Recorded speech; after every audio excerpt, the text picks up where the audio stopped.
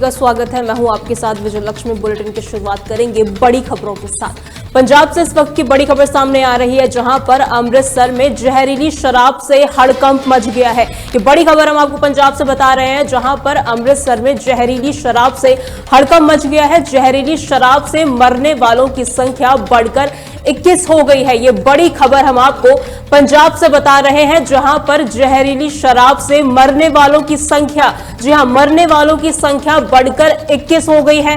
मुख्यमंत्री भगवंत मान ने मृतकों के परिवारों से मुलाकात कर शोक व्यक्त किया और साथ ही जहरीली शराब के दोषियों को कड़ी सजा मिलेगी, सीएम मान का ये कहना है। और साथ ही मान सरकार ने मृतकों के परिजनों को 10 लाख रुपए मुआवजा देने का ऐलान किया है। ये बड़ी खबर हम आपको पंजाब से बता रहे हैं, जहां पर अमृतसर में जहरीली शराब से हड़कंप मच गया है।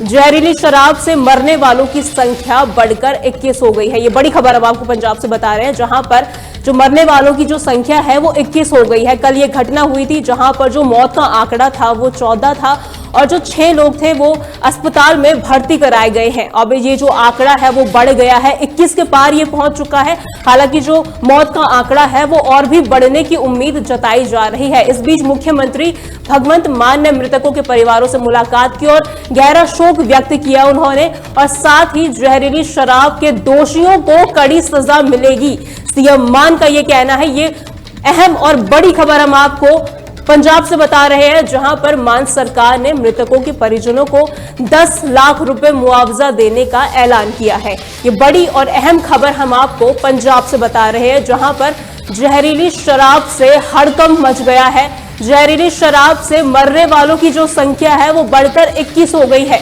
और ये आंकड़ा जो है वो और भी ज्यादा बढ़ सकता है। मुख्यमंत्री भगवंत मान ने मृतकों के परिवारों से मुलाकात कर शोक व्यक्त किया है। जहरीली शराब के दोषियों को कड़ी सजा मिलेगी, सीएम मान का ये कहना है कि जो भी आरोपी होगा उसके खिलाफ कार्रवाई की जाएगी और दोषियों को कड़ी सजा दी जाएगी। मान सरकार ने मृतकों के परिजनों के लिए 10 लाख रुपए का मुआवजा देने का ऐलान किया है। ये अहम खबर हम आपको पंजाब से बता रहे हैं, जहां पर जहरीली शराब से हड़कंप मच गया है।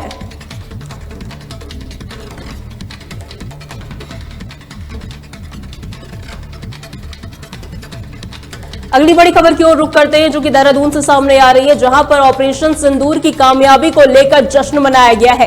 ये बड़ी खबर हम आपको देहरादून से बता रहे हैं, जहां पर ऑपरेशन सिंदूर की कामयाबी को लेकर जश्न मनाया गया। बीजेपी ने तिरंगा शौर्य यात्रा निकाली है, जहां पर मुख्यमंत्री पुष्कर सिंह धामी समेत बीजेपी प्रदेश अध्यक्ष समेत कई पार्टी के जो नेता है वो शामिल हुए हैं। जो ये यात्रा है वो चीड़ बाग से परेड ग्राउंड तक निकाली गई, जिसमें तिरंगा यात्रा के जरिए ऑपरेशन सिंदूर की सफलता को जन जन पहुंचाना बीजेपी का लक्ष्य है। ये देहरादून से हम इस वक्त की बड़ी खबर आपको बता रहे हैं, जहां पर बीजेपी ने तिरंगा यात्रा निकाली है। इसमें मुख्यमंत्री पुष्कर सिंह धामी ने भी शिरकत की। बीजेपी प्रदेश अध्यक्ष समेत पार्टी के तमाम नेता इस यात्रा में शामिल हुए। जो ये यात्रा थी चीड़ बाग से होते हुए परेड ग्राउंड तक निकाली गई, जिसमें तमाम जो लोग हैं उन्होंने शिरकत की।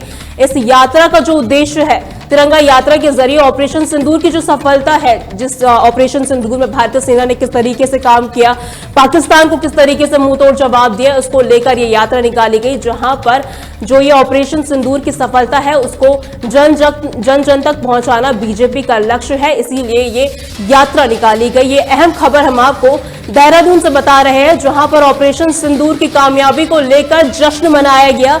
बीजेपी ने तिरंगा शौर्य यात्रा निकाली, जिसमें मुख्यमंत्री पुष्कर सिंह धामी ने भी शिरकत की। इसी के साथ बीजेपी प्रदेश अध्यक्ष समेत पार्टी के तमाम नेता इस कार्यक्रम में शामिल हुए। जो ये यात्रा है वो चीड़ बाग से परेड ग्राउंड तक निकाली गई, जिसमें तिरंगा यात्रा के जरिए ऑपरेशन सिंदूर की सफलता को जन जन तक पहुंचाना ही बीजेपी का लक्ष्य है। ये अहम खबर हम आपको देहरादून से बता रहे हैं।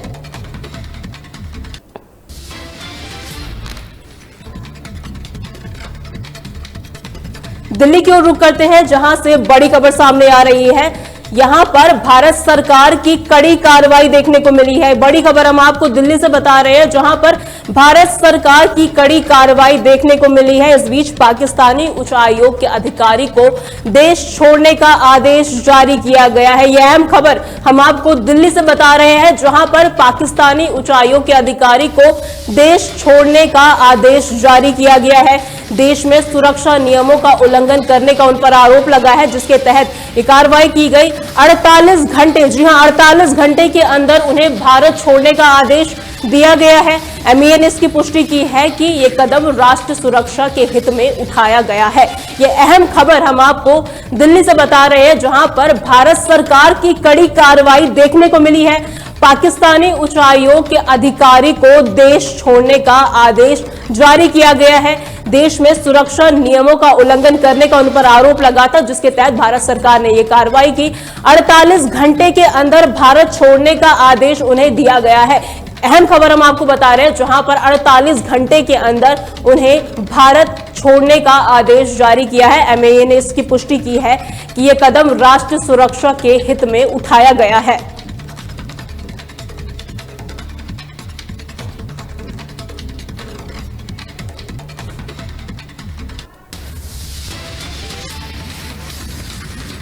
लखनऊ से इस वक्त की बड़ी खबर सामने आ रही है, जहां पर भारत शौर्य तिरंगा यात्रा का आयोजन किया गया। ये बड़ी खबर हम आपको लखनऊ से बता रहे हैं, जहां पर भारत शौर्य तिरंगा यात्रा का आयोजन किया गया। सीएम योगी आदित्यनाथ तिरंगा यात्रा में शामिल हुए। बीजेपी पदाधिकारी और कार्यकर्ता भी इस तिरंगा यात्रा में शामिल हुए। 2000 फीट का तिरंगा लेकर बच्चों ने ये यात्रा निकाली। बड़ी संख्या में छात्र छात्राएं भी तिरंगा यात्रा में शामिल हुई। ये अहम खबर हम आपको लखनऊ से बता रहे हैं, जहां पर भारत शौर्य तिरंगा यात्रा का आयोजन किया गया। सीएम योगी आदित्यनाथ भी तिरंगा यात्रा में शामिल हुए। बीजेपी पदाधिकारी और कार्यकर्ता भी तिरंगा यात्रा में शामिल हुए। बता दें 2000 फीट का तिरंगा लेकर बच्चों ने यह यात्रा निकाली, जिसमें बड़ी संख्या में छात्र छात्राएं तिरंगा यात्रा में शामिल हुए। बता दें देश भर में बीजेपी तिरंगा यात्रा का आयोजन कर रही है। देहरादून में भी तिरंगा यात्रा का आयोजन किया गया, दिल्ली में भी तिरंगा यात्रा का आयोजन किया जा रहा है और इसी कड़ी में लखनऊ में भी तिरंगा यात्रा का आयोजन बीजेपी कर रही है, जहां पर भारतीय सेना के जज्बात, जो भारतीय सेना ने जिस तरीके से पाकिस्तान पर कार्रवाई की, पाकिस्तान को मुंह तोड़ जवाब दिया, उसको लेकर ये तिरंगा यात्रा निकाली जा रही है। और इसके तहत ऑपरेशन सिंदूर की सफलता को जन जन तक पहुंचाना ही बीजेपी का लक्ष्य है। इसको लेकर ही देश भर में तिरंगा यात्रा बीजेपी निकाल रही है और इसी कड़ी में लखनऊ में भी तिरंगा यात्रा का आयोजन किया गया। सीएम योगी आदित्यनाथ इस कार्यक्रम में शामिल हुए। बीजेपी पदाधिकारी और कार्यकर्ता भी तिरंगा यात्रा में शामिल हुए। बता दें 2000 फीट का तिरंगा लेकर बच्चों ने ये यात्रा निकाली, जिसमें बड़ी संख्या में छात्र छात्राएं तिरंगा यात्रा में शामिल हुए।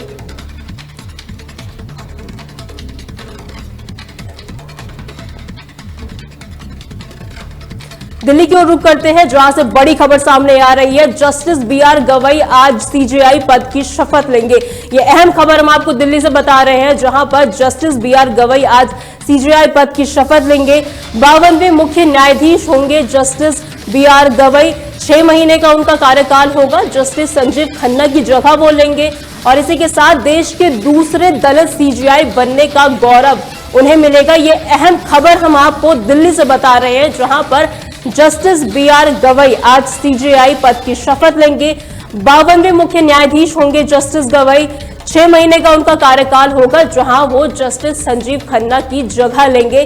बता दें देश के दूसरे दलित सीजेआई बनने का गौरव गवई को मिलने वाला है। यह अहम खबर हम आपको दिल्ली से बता रहे हैं, जहां पर जस्टिस बीआर गवई आज सीजेआई पद की शपथ लेने वाले हैं। 52वें मुख्य न्यायाधीश होंगे जस्टिस गवई। 6 महीने का उनका कार्यकाल होगा और इस दौरान वो जस्टिस संजीव खन्ना की जगह लेंगे। बता दें देश के दूसरे दलित सीजेआई बनने वाले हैं गौरव गवई। ये बड़ी खबर हम आपको दिल्ली से बता रहे हैं।